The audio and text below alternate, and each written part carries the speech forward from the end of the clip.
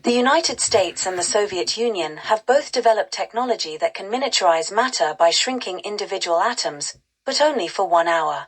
A scientist, Dr. Jan Benes, working behind the Iron Curtain, has figured out how to make the process work indefinitely. With the help of American intelligence agents, including Agent Charles Grant, he escapes to the West and arrives in New York City, but an attempted assassination leaves him comatose with a blood clot in his brain that no surgery can remove from the outside. To save his life, Grant, Navy pilot Captain Bill Owens, medical chief and circulatory specialist Dr. Michaels, surgeon Dr. Peter Duvall, and his assistant Cora Peterson are placed aboard a Navy ichthyology submarine at the Combined Miniature Deterrent Forces, CMDF, facilities. The submarine, named Proteus, is then miniaturized to about the size of a microbe, and injected into Benes' body. The team has 60 minutes to get to and remove the clot. After this, Proteus and its crew will begin reverting to their normal size, become vulnerable to Benes' immune system, and kill Benes.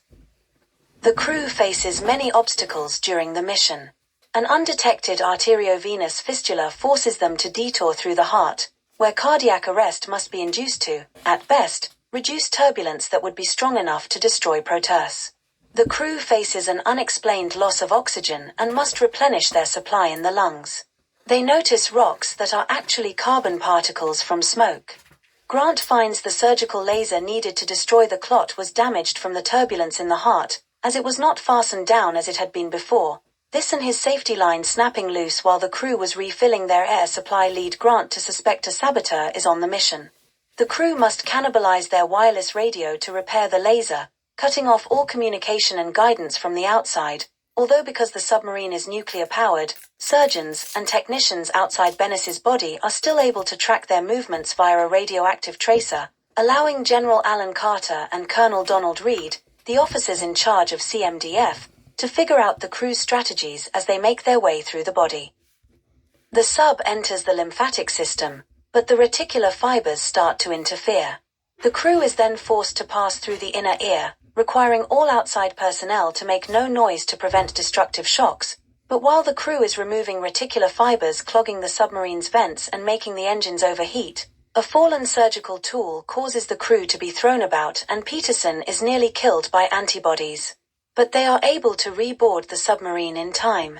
By the time they finally reach the clot, the crew has only 6 minutes remaining to operate and then exit the body.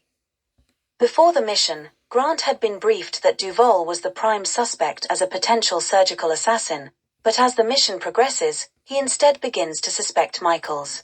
During the surgery, Michaels knocks out Owens and takes control of Proteus while the rest of the crew is outside for the operation.